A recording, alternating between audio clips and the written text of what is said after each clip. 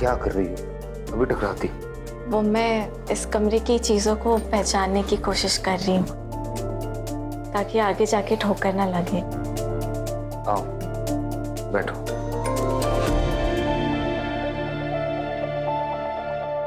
Function वगैरह से ना बहुत थक गए हो, नींद भी बहुत आ रही है। तुम्हें अगर फ्रेशन अप होना है तो तुम हो जाओ। हाँ?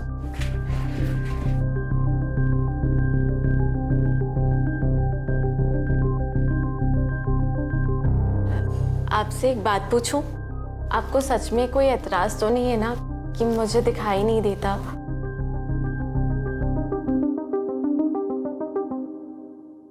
बिल्कुल सपनों की जैसी शादी थी हमारी। यकीन ही नहीं होता था कि ख्वाब है या हकीकत। बस सब कुछ हकीकत ही था।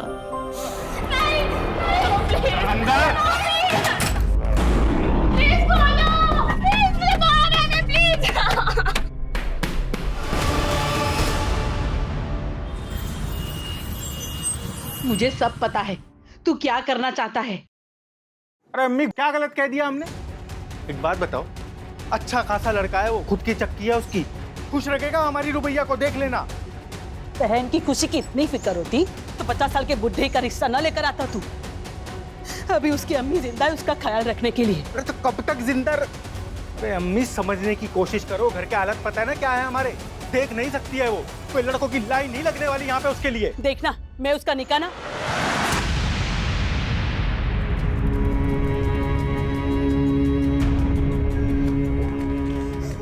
भाईजान, आप बिल्कुल चिंता ना करें। मैं कभी भी आप पर या भाभी पर बोझ बनकर नहीं रहना चाहती।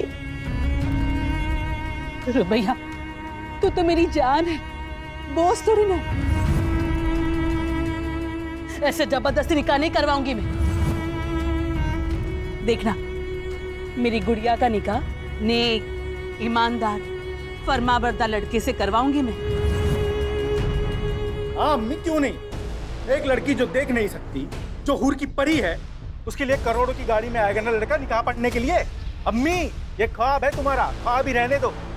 वो ना अल्लाह देखेगा, तू अपना काम कर। आ बेटा आ।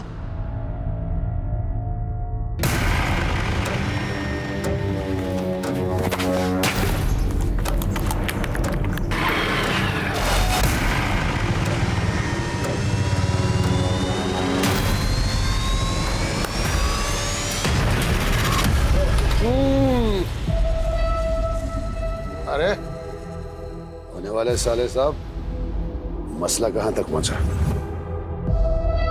अमीर भाई, बात ऐसी है कि अम्मी और रुबैया से बात की, लेकिन उन्होंने इनकार कर दिया। 50 साल के बुड्ढे के साथ तुम्हारी बहन का रिश्ता कैसे हो सकता है? यही ना? ये तुम लोगों ने अच्छा नहीं किया यूनुस। आमिर भाई, ऐसा है कि आप खामखामे नाराज हो रहे हैं। मैंने अपनी तरफ से पूरी कोशिश की जितनी कर सकता था। मैं अपनी बहन के साथ आपका जबरदस्ती निकाह नहीं पढ़वा सकता। चलता हूं मैं।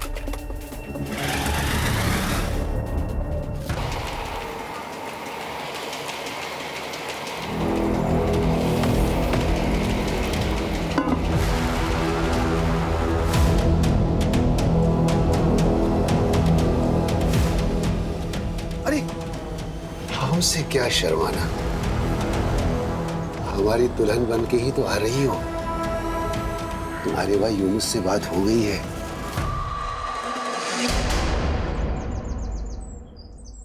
गुलरेज, कितना सुनना पड़ा हमको तुम्हारी वजह से, पता है? तो ऐसा काम करता ही क्यों है कि सुनना पड़े? गुलरेज, आ गई बुढ़िया। ए गुलरेज। अरे खानम, आओ आओ। सलाम अलैकुम। वालेकुम अस्सलाम। आओ बैठो।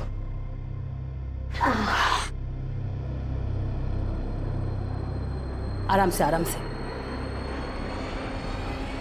खबर ही ऐसी थी कि अपने आप को रोक नहीं पाई। क्यों? तो भैया को फिर से शादी में गवाना है क्या? अरे गवाएंगे क्यों, हम सब मिलकर गाएंगे। ऐसा रिश्ता लेकर आई हूँ कि मना ही नहीं कर पाओगे तुम लोग। लड़का कौन है, क्या करता है और रिश्ता कहाँ से आया है वो तो बोलो खानम।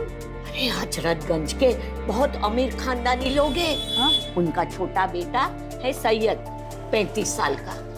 पिछले साल उसकी बीवी का इंतकाल हो गया किसी बीमारी की वजह से। खैर बड़ी मुश्किल से वो फिर से शादी के लिए माना है और मैंने अपनी रुबैया के बारे में सब बता दिया है कि बचपन में एक हादसे में उसकी आंखें चली गई है। उन्हें कोई एतराज तो नहीं है ना कि रुबैया देख नहीं सकती? ना ना मेरी जान, उन लोगों को कोई इतराज नहीं है। रुबैया बेटा, अल्लाह ने मेरी सुन ली।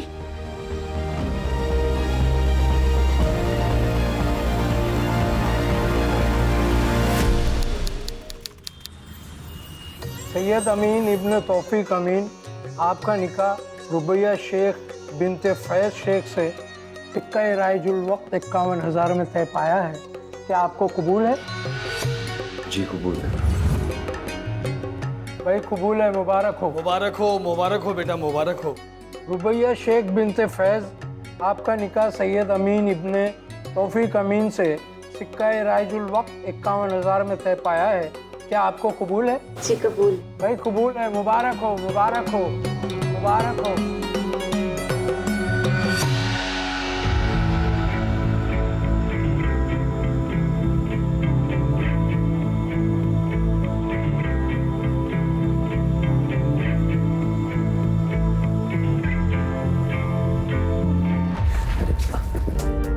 क्या कर रही हो? अभी टकराती। वो मैं इस कमरे की चीजों को पहचानने की कोशिश कर रही हूँ ताकि आगे जाके ठोकर ना लगे। आओ बैठो।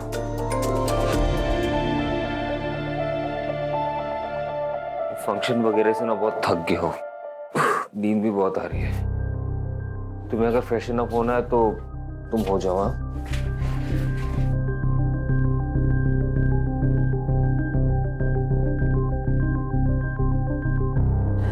आपसे एक बात पूछूं? आपको सच में कोई एतराज तो नहीं है ना कि मुझे दिखाई नहीं देता?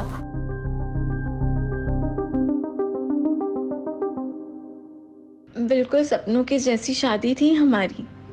यकीन ही नहीं होता था कि ख्वाब है या हकीकत। बस सब कुछ हकीकत ही था। रुबैया, तुम शादी में बहुत खूबसूरत लग रही थी।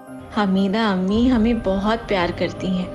उन्होंने कभी इस बात का एहसास ही नहीं होने दिया कि हम देख नहीं सकते कि हम लाचार हैं। शाजिया भाभी जो दुलार हमें देती थी, वैसा तो कभी हमें अपनी सगी भाभी से भी नहीं मिला। अब्बू और जमील भाईजान वैसे तो हमसे ज्यादा बात नहीं करते, पर खाने की टेबल पर चुटकुले सुनाकर हमेशा हमें हंसाने की कोशिश करते हैं। लेकिन इन सब में सबसे ज्यादा प्यार और दुलार हमें अब्दुल मामू से मिलता है। जब भी आते हैं मेरे लिए गुड़ की बर्फी जरूर लाते हैं। हमारे शौहर सैयद एक नेकदिल इंसान है, कम बोलते हैं, पर मेरे लिए उनकी मोहब्बत हमें महसूस होती है। कुछ दिनों से शायद परेशान जान पड़ते हैं। उनकी अपने बिजनेस पार्टनर से कुछ कहा सुनी हुई है। अल्लाह से बस यही दुआ है कि सब ठीक हो जाए।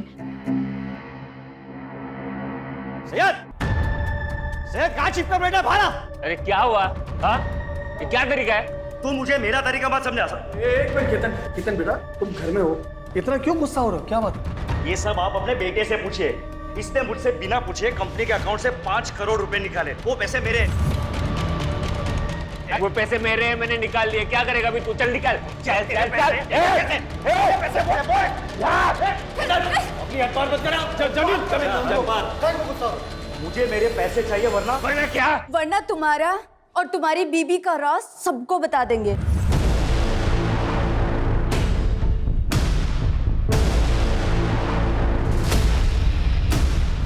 कौन सा सच और क्या बोल रही हैं ये?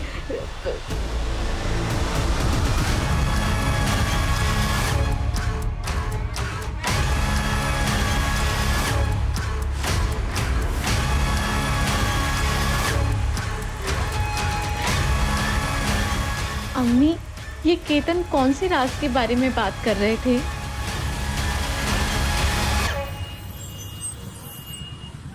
हाँ मित्र। अच्छा, वहां भी नहीं है। अच्छा एक काम करना अमित, अगर सैयद तुम्हारे यहाँ आता है या तुम्हारी बात होती है उससे तो तुम फौरन हमें बताना। हाँ अब्बू अमित के यहाँ भी नहीं है। ऐसे कहाँ जा सकते हैं? केतन से ना झगड़ा होने के बाद से उनका मूड बहुत खराब था। अम्मी अम्मी मुझे तो बहुत डर लग रहा है। अरे डर क्यों रही है? सैयद मुड़ी है, वो वापिस आ जाएगा।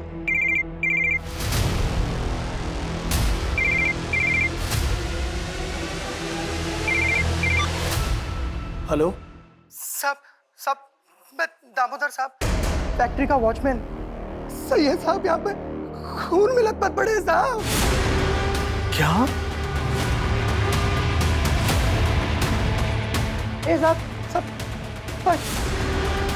सब सैयद साहब सब ये देखिए साहब, ये देखिए ये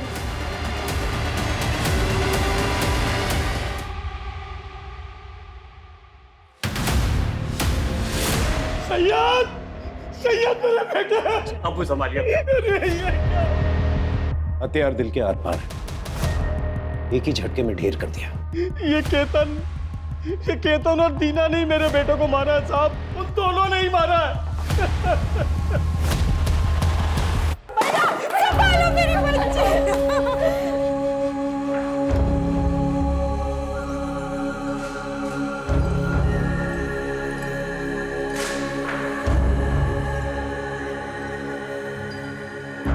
कुछ रोज पहले केतन आया था दीना के साथ मेरे घर पर।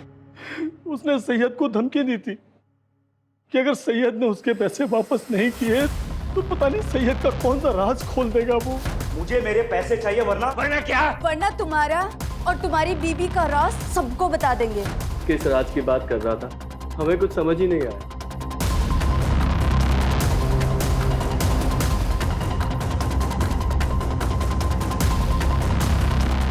साहब शाम को 5 बजे मिल बंद हो जाती है।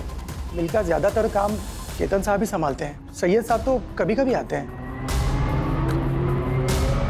सर सब कुछ छान मारा लेकिन कहीं भी कोई ऐसा निशान नहीं जिससे लगे कि यहाँ झगड़ा हुआ है। वॉचमैन वगैरह से पूछताछ कर लिया, किसी को कुछ नहीं पता। बॉडी को पोस्टमार्टम के लिए भेजो और फैमिली मेंबर्स को इन्फॉर्म करो, जब तक का इंक्वायरी पूरी नहीं हो जाती ये फैक्ट्री बंद रहेगी। और ये केतन और दीना उन्हें पुलिस थाने लेकर आओ। बाकी फैमिली मेंबर से तुम बात करो। यस कॉल रिकॉर्ड्स चेक किए आप लोगों के? 12 से 1 फैक्ट्री में क्या कर रहे थे? ऐसा क्या काम आ गया? सैयद से कौन से राज फाश होने की बात कर रहे थे तुम लोग? मुझे मेरे पैसे चाहिए वरना क्या? वरना तुम्हारा और तुम्हारी बीबी का राज सबको बता देंगे। मुझे नहीं पता कि वो किस राज के बारे में बात कर रहे थे। मैं तो खुद सुन के हैरान थी। सच सच बताओ, सैयद को क्यों मारा? सर हमने सैयद को नहीं मारा। हाँ हम दोनों फैक्ट्री गए थे, कुछ काम था, लेकिन जब हम दोनों वहां पहुंचे तो सैयद की लाश वहां पहले से पड़ी हुई थी। तो पुलिस को ये बात बताना जरूरी नहीं समझा तुमने? सर हम डर गए थे क्योंकि सैयद के साथ सुबह ही हमारा झगड़ा हुआ था, तो लोगों को यही लगता कि हम दोनों ने ही कुछ किया है, इसके लिए हमने किसी को कुछ भी नहीं बताया। राज की बात? सर कोई राज नहीं, वो तो ऐसे ही हमने उसे डराने के लिए कहा था, पर मैंने उसे किसी से बात करते हुए सुना था कि ये बात मेरे परिवार वालों को नहीं पता चलनी चाहिए। देखो ये बात मैं अपने घर वालों को नहीं बता सकता। आप मैं समझ रहा हूँ, लेकिन तुम मेरी बात तो समझो ना। पर वो बात क्या है वो हमें नहीं पता।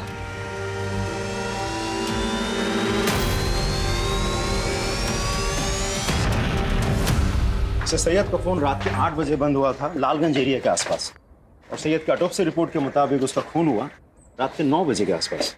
लेकिन सर केतन और दीना तो रात के 12 बजे आए थे फैक्ट्री में। सर ऐसा भी तो हो सकता है मारा कहीं और हो और बॉडी डंप करने यहाँ फैक्ट्री में आए हो। इतनी बड़ी बेवकूफ़ी वो नहीं कर सकते, क्योंकि वो जानते हैं अगर बॉडी मिल में मिलेगी तो सबसे पहले पूछताछ होनी चाहिए। लेकिन सर मुझे ये समझ में नहीं आ रहा है कि सैयद के बारे में केतन ऐसा क्या जानता है जो हमसे शेयर नहीं करना चाह रहा। एक काम करो उनके पास, रुबैया से जाके दोबारा पूछताछ करो, हो सकता है कोई इन्फॉर्मेशन निकले। Okay sir. अम्मी, अम्मी कहाँ है आप? अब्दुल मामा, शाजिया भाभी, हमें आपको कुछ बताना है, आप यकीन नहीं करेंगे। क्या हुआ रुबैया? जल्दी आए। क्या हुआ बेटा? अम्मी, सैयद जिंदा है। वो कल रात मुझसे मिलने आए थे।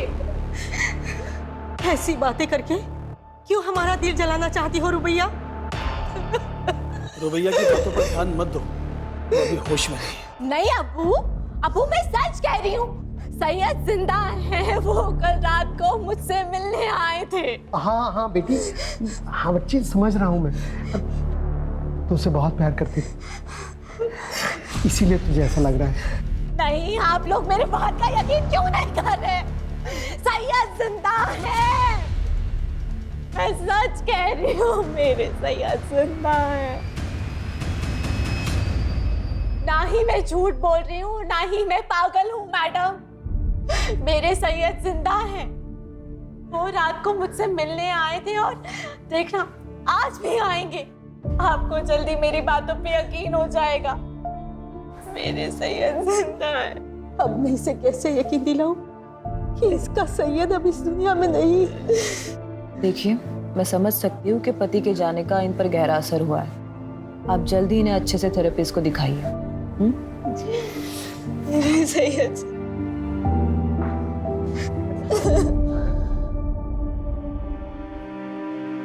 क्यों कोई मेरा यकीन नहीं कर रहा है कि अब जिंदा है सैयद?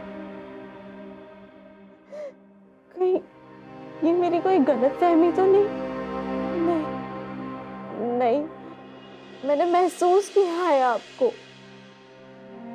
मुझे सबको साबित करना ही होगा कि आप जिंदा हैं।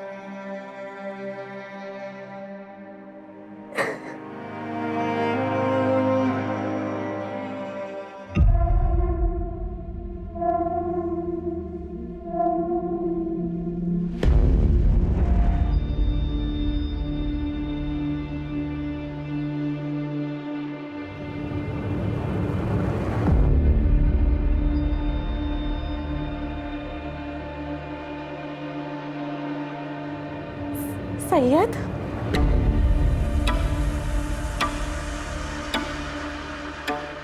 सैयद तुम आ गए?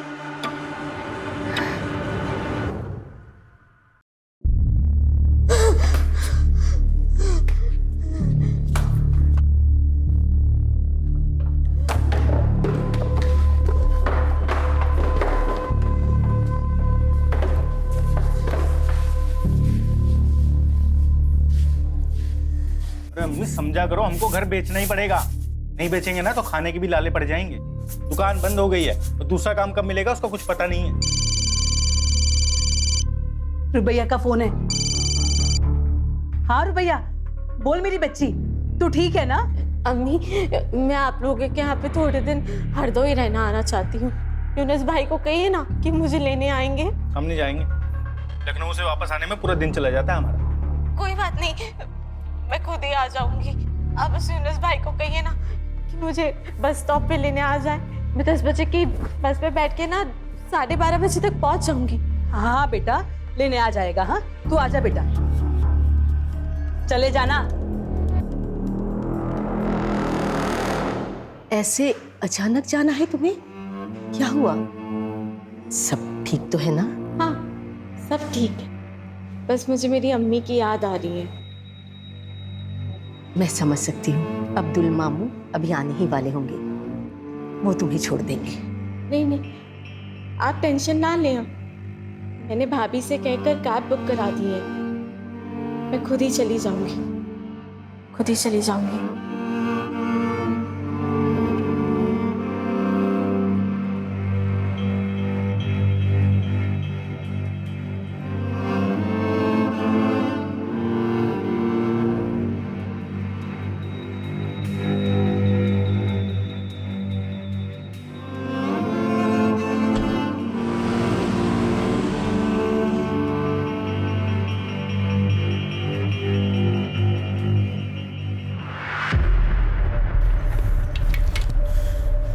जरूरत थी क्या ऐसे यहाँ पे आने की?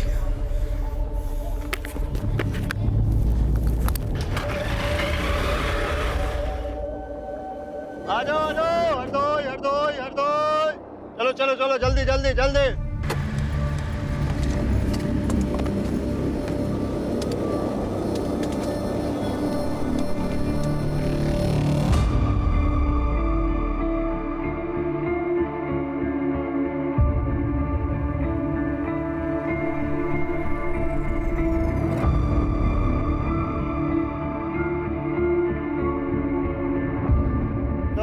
हरदोई हरदोई हरदोई हरदोई हरदोई हरदोई हरदोई हरदोई। कहाँ जाएंगे मैम? ये बस हरदोई जाएगी। हाँ जी हाँ जी हाँ जी, आइए आइए।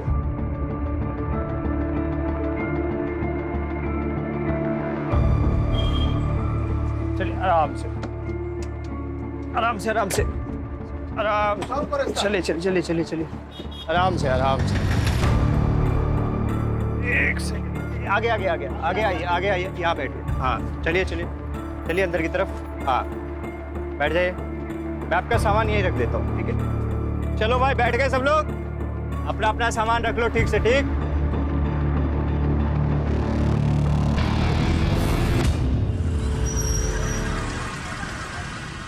हाँ हाँ, आदाब गुलरेज बहन। रुबैया पहुंची क्या? हम लोग बहुत देर से कोशिश कर रहे हैं, उसका फोन बंद आ रहा है। मैंने यूनुस को भेजा है बस स्टॉप पे लेने के लिए, लेकिन उसे भी काफी वक्त हो गया है। हो सकता है बस छूट गई हो, दूसरी बस में हो। अल्लाह करे ऐसा ही हो। आए तो फोन करवा देना। जी जरूर। अम्मी, हमें रुबैया को अकेला भेजना ही नहीं चाहिए था। अम्मी अरे हम तो कब से बस स्टॉप पे खड़े होकर रुबैया को ढूंढ रहे हैं घंटों से, वो कहीं मिली नहीं। ना वो 10 बजे वाली बस में थी, ना वो 2 बजे वाली बस में। अम्मी हमको लग रहा है रुबैया हरदोई पहुंची नहीं है।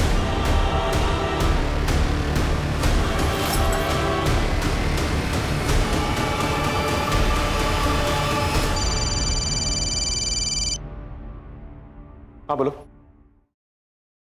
क्या?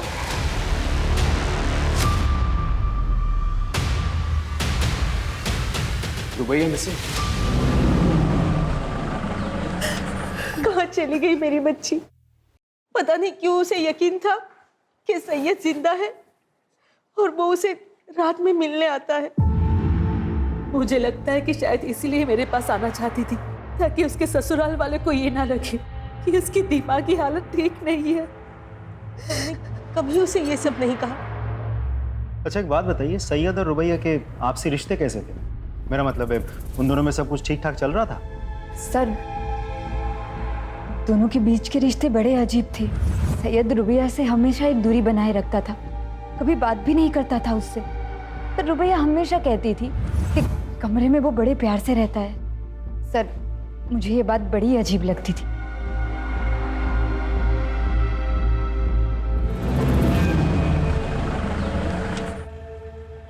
सर, रुबैया के घर वालों से बात करके मुझे समझ में आया कि सैयद और रुबैया के बीच रिश्ते सही नहीं थे। मुझे ऐसा लगता है कि सैयद के मर्डर के साथ रुबैया के गायब होने का कुछ तो कनेक्शन है। एक काम करो, रुबैया के कैब बुक करने से लेके बस स्टॉप पहुंचने तक उसके सारे फुटस्टेप्स ट्रैक करो, उसके call records, cab details, everything. Sir एक और बात, रुबैया के गायब होने के बाद हरदोई से सिर्फ उसकी माँ आई थी, साथ में भाई यूनुस नहीं था। बहन गायब है और भाई को फिक्र तक नहीं। उठा के लेके आओ सर। यूनुस शेख, तो तुम्हें पूरा यकीन है? हरदोई स्टेशन गए थे अपनी बहन रुबैया को लेने के लिए? सर मैं गया था सर मैं बस स्टॉप पे पहुंच गया था, यही कोई 12 के करीब सर। मैंने तो अगली बस का भी इंतजार किया, तब मुझे लग रहा वो पहुंची नहीं स्टेशन पे। कैसे गए थे वहां पर? बाइक से गया था सर मैं। तुम्हारा जो हरदोई का घर है और बस स्टॉप है कितनी दूरी पे, तो किस रास्ते से गए थे?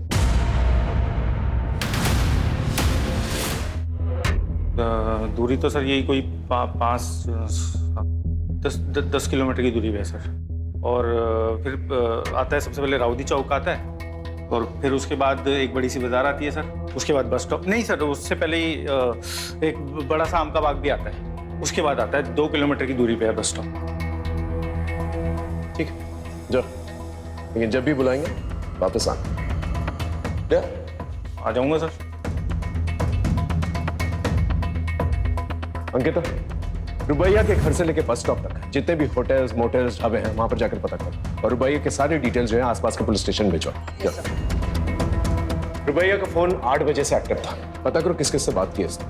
और ये रुबैया का भाई यूनुस सितंबर 15 को 10 से 4 के बीच में इसने किस किस से बात की, किस किस के साथ मैसेजेस एक्सचेंज किए, पता करो सब।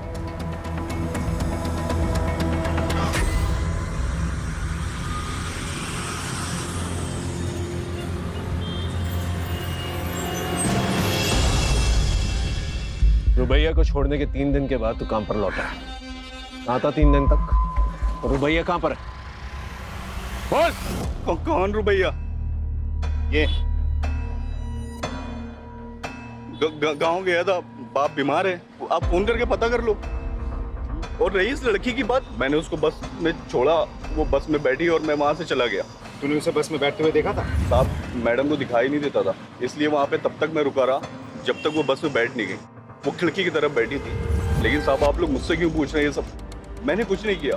हो सकता है तू कुछ नहीं जानता, लेकिन रुबैया तब से गायब हुई है जब से तेरी गाड़ी में बैठी है। सर इसके बाद भी मेरी बुकिंग थी, आप चेक कर लीजिए। जब तक का ये केस सॉल्व नहीं हो जाता ना, तेरी ये गाड़ी जो है ना हमारी कस्टडी में रहेगी। जा और शहर छोड़कर जाने की कोशिश मत करना। गाड़ी कस्टडी में।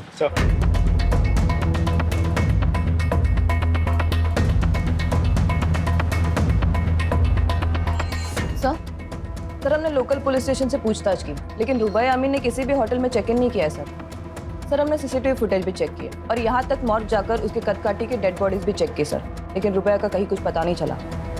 तो आखिर ये रुबैया हरदोई बस स्टॉप से गई कहाँ?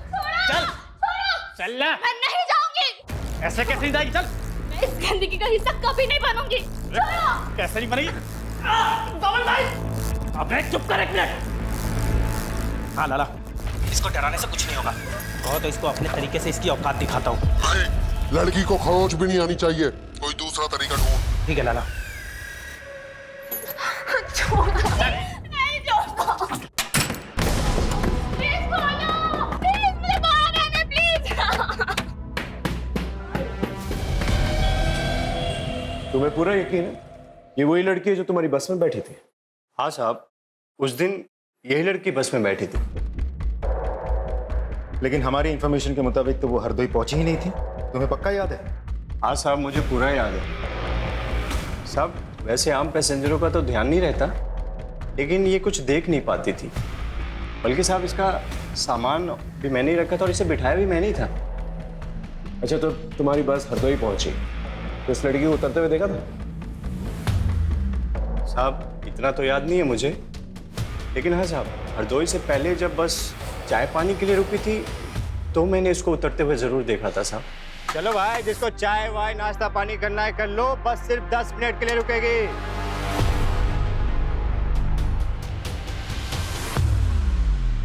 अच्छा, इस लड़की को दोबारा बस पे चढ़ते हुए देखा था आपने? हाँ सर, हमने देखा था।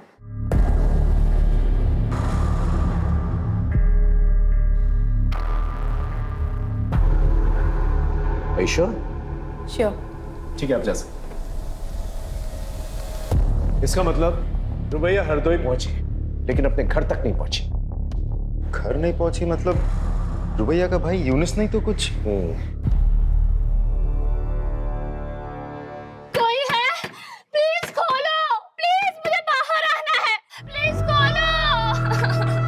खोलो, खोलो।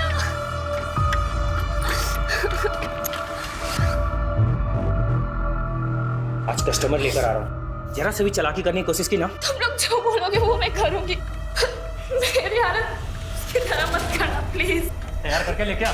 झूठ बोलता है? हाँ, तेरे कॉल रिकॉर्ड चेक किया हमने, तू हरदोई बस स्टॉप गया ही नहीं था। क्यों नहीं गया था? रुबैया को घर लाने क्यों नहीं गया था? कर गया था सर मैं। तो मेरी बीवी है ना बानो, तो रोज लड़ती थी रुबैया की वजह से, और इस बार उसने मुझे धमकी दी थी, बोला था कि अगर रुबैया घर में आई ना तो घर छोड़ के चली जाएगी। क्या करता सर मैं? नहीं गया फिर।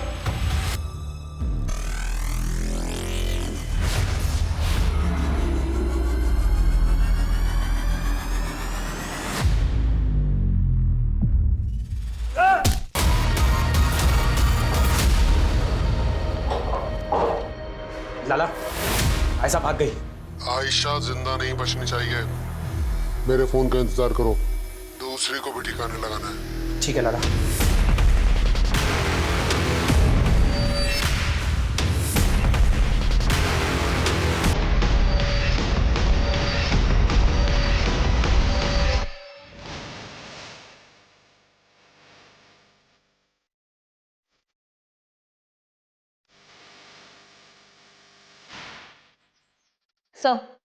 सर हमने रुबैया के ससुराल वाले की सीडीआर चेक की सर, उनमें से 15 सितंबर को सैयद का भाई जमील, उसकी लोकेशन रुबैया के लोकेशन से मैच हो रही है। राजीव, इस जमील को उठा के लेके आओ।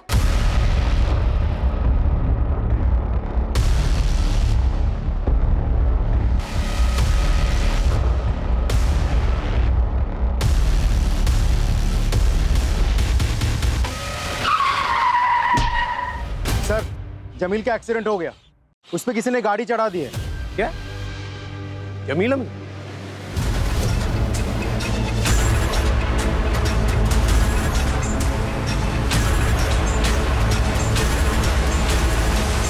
हमने तुम्हारे बैंक स्टेटमेंट्स चेक किए।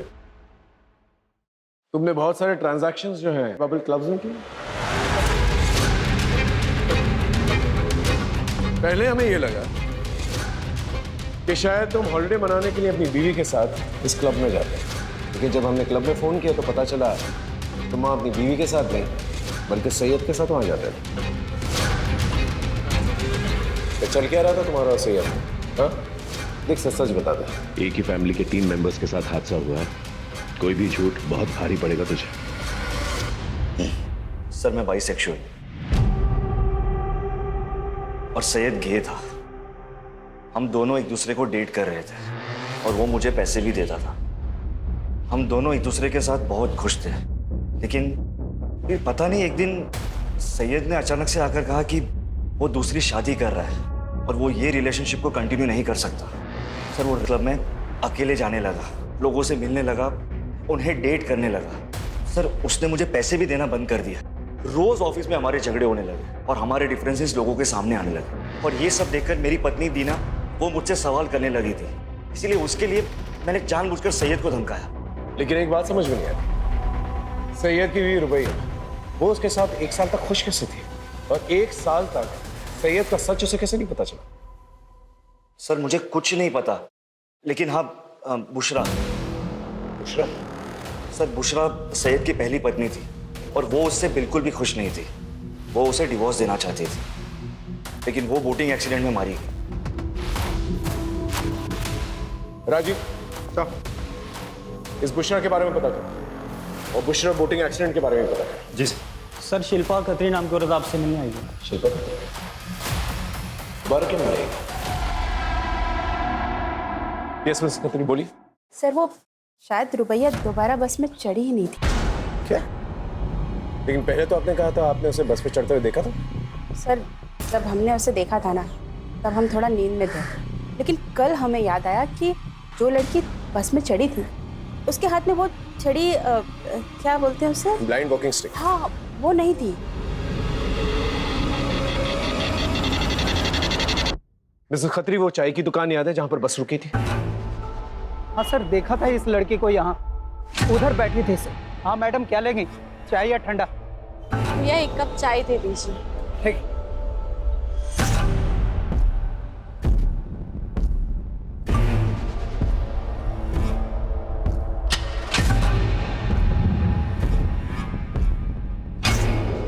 तो तुम कह रहे हो एक आदमी आया था उससे मिलने के लिए, फोन पे उससे बात करवाई और वो लड़की उसके साथ चली गई? जी सर।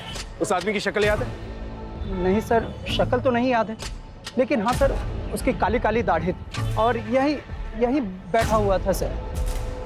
और उधर दूर में एक ब्लू कलर की बहुत बड़ी गाड़ी थी सर। ये आदमी लड़की को गाड़ी में लेकर गया, उसमें 2 लोग बैठे हुए थे और गाड़ी चली गई सर। ठीक है, थैंक यू सर। रुबैया जिसके भी साथ गई है अपने भरोसे से गई है।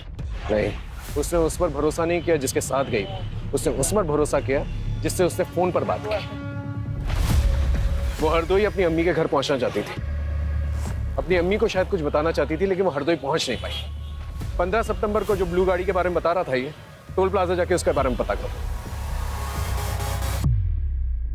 ये सच है अंकल, सैयद को लड़कियों में कोई दिलचस्पी नहीं थी और ये बात सैयद की पहली पत्नी बुशरा को भी पता था। झूठ है ये सब। बुशरा सैयद के बच्चे की मां बनने वाली थी। रुबैया और सैयद दोनों बहुत खुश थे और आप कह रहे हैं कि उसे औरतों में कोई कुछ भी कहेगा आप उसका विश्वास कर लेंगे? अरे वो हमारे घर का बच्चा था। इस बूढ़े ने 2 जवान बेटे खोए हैं साहब। ऐसे वक्त में तो इस घर में इस तरह की बेहुदा बातें मत कीजिए आप। और कोई है जो हम सबको एक एक करके मारना चाहता है, उसे जाकर ढूंढिए आप। पता नहीं हमारी बच्ची रुबैया किस हाल में है, पता नहीं वो जिंदा है भी कि नहीं। सर, सूरजपुर के टोल प्लाजा का सीसीटीवी फुटेज आ गया और फ्रंट सीट पर बैठे 2 आदमियों का चेहरा दिख रहा है। कौन है ये लोग? गगन और बब्बन सर। सर ये दोनों हिस्ट्री शीटर्स है और फिरोजपुर के ब्रोथल से भी इनका कनेक्शन है। उस गाड़ी के बारे में पता चला? किसके नाम पे रजिस्टर्ड है? जी sir, Jamil. Jamil Amin? Yes sir. Sir वही रुबैया को लेकर गया था और इसके पहले कि हम उससे कुछ पूछ पाते उसका मर्डर हो गया सर।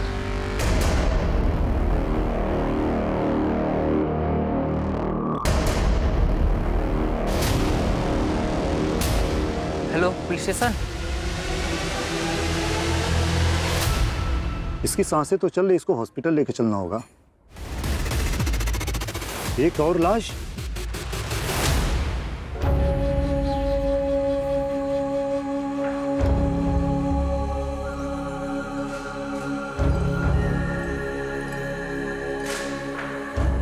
जी बोलिए। विक्टिम की मौत गला काटने से हुई है। बॉडी को 48 आवर्स हो चुका है और इसके साथ एक और जो लड़की की बॉडी आई थी जो बच गई, लेकिन दुख इस बात का ज्यादा है कि विक्टिम प्रेग्नेंट थी।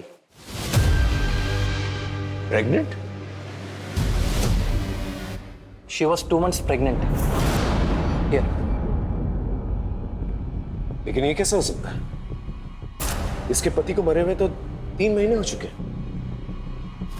सैयद जिंदा है, वो कल रात को मुझसे मिलने आए थे। सर क्या हो रहा था इसके साथ उस घर में? कहीं इस बच्चे का बाप जमील तो नहीं? कहीं वो रुबैया के अंधेपन का फायदा तो नहीं उठा रहा था? हाँ बोलो। सर जमील के आदमी बब्बन और गगन का पता चल गया है। उन दोनों की लोकेशन गवर्नमेंट हॉस्पिटल की है, जहां आयशा का इलाज चल रहा है।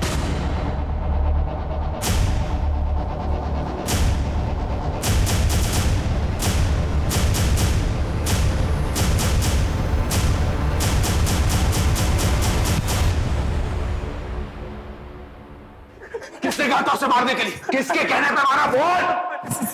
सर हम तो दल्ले सर, कोटे पे लड़कियों का सौदा करते। ऐसा वहां से भाग गई थी, बहुत साड़ी बनती थी सर। बोल। रही बात रुबैया की, रुबैया को जमील भाई लेकर आए थे, उन्होंने उसको पकड़ा सर, उन्होंने मारा होगा, हमने कुछ नहीं किया, यकीन कीजिए। कोठे पे ले जाकर क्यों? कोटा किसका है? कोठा किसका है? बोल। कोटा जमील भाई और लाला का है। लाला कौन? कौन लाला? कौन लाला? बोल। लाला यानी अब्दुल मामू का।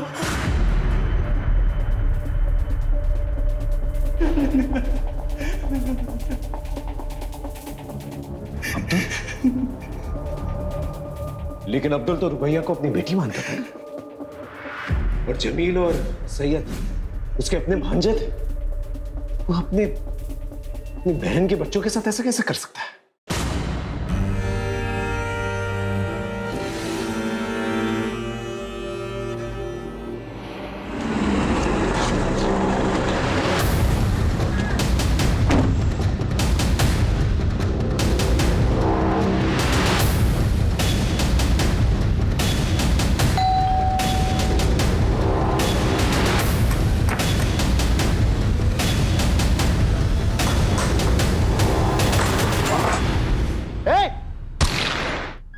गर्दन पर गोली लगी है, हॉस्पिटल लेके जाओ। सर लेकिन अब्दुल ये सब करेगा ही क्यों? और इन सब में जमील कैसे फंस गया? सर, क्या चल रहा है मुझे कुछ समझ में नहीं आ रहा है। अजीब पहेली है। सैयद की पहली बीवी बुशरा, वो भी प्रेग्नेंट थी ना सर, और उसकी मौत बोटिंग एक्सीडेंट में हुई थी। सबका जवाब हमें हिसार में मिलेगा।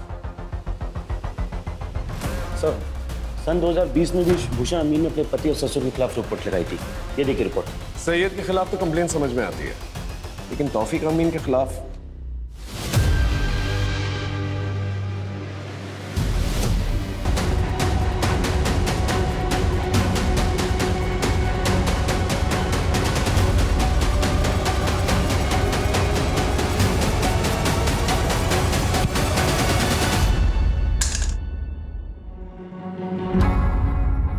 जमील,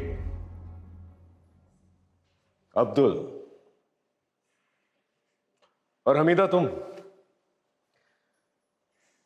लोग तो सिर्फ प्यादे हो। असली वजीर तो आप। 2020 में सैयद की पहली बीवी बुशरा, वो उसे छोड़कर हरियाणा जा रही थी। वो प्रेग्नेंट थी।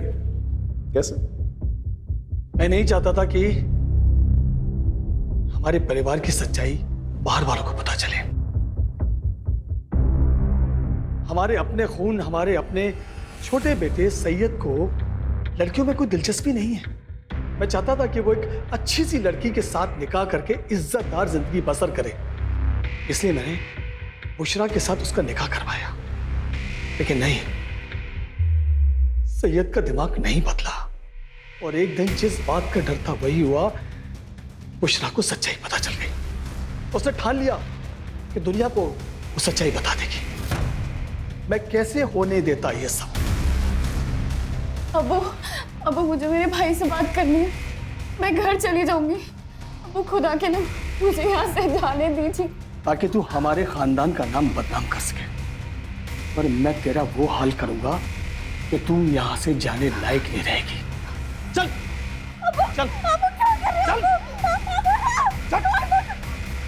बुशरा चुपचाप सब कुछ सहती रही, लेकिन अचानक एक दिन वो भाग गई और वहां जाकर उसने मेरे और सईद के खिलाफ पुलिस स्टेशन में रिपोर्ट लिखवा दी। इसलिए बुशरा को तो रास्ते से हटाना ही था। उसके बाद हम दोनों ने जैसे तैसे सैयद को दूसरे निकाह के लिए मनाया। रुबैया हमारे परिवार के लिए एकदम सही थी। वो देख नहीं सकती थी। सैयद रात को घर में होता नहीं था। हम सैयद का इत्र लगाकर रुबैया के कमरे में जाता था। रुबैया को कोई शक नहीं होता था। वो सिर्फ इतना पूछती थी, सैयद तुम आ गए? अपने परिवार को आगे बढ़ाने के लिए जो भी सही था वो मैंने किया। लेकिन अपने बेटे सैयद को क्यों मारा? एक दिन उसके दिमाग में भी फितूर चढ़ गया। आपको ये बात समझ में क्यों नहीं आती कि मुझे लड़कियां नहीं लड़के पसंद है? और इसमें कोई गलत बात नहीं है। देखो, आप उस लड़की के साथ जो करना चाहते हो आप करो। उससे निकाह करनी है, उसके साथ सोना है, उसके साथ घूमने फिरना जाना है, जो करना है करो। लेकिन मुझे अपनी सच्चाई के साथ जीना है और मैं अपनी सच्चाई सबको बता के रहूंगा। सिंपल है। और मैंने अब्दुल से सैयद को मरवा दिया और मैंने और जमील ने मिलकर सैयद की बॉडी को फैक्ट्री में रखवा दिया, जिससे सारा शक केतन पर जाए। लेकिन एक दिन रुबैया को भी मेरी सच्चाई का पता चल गया।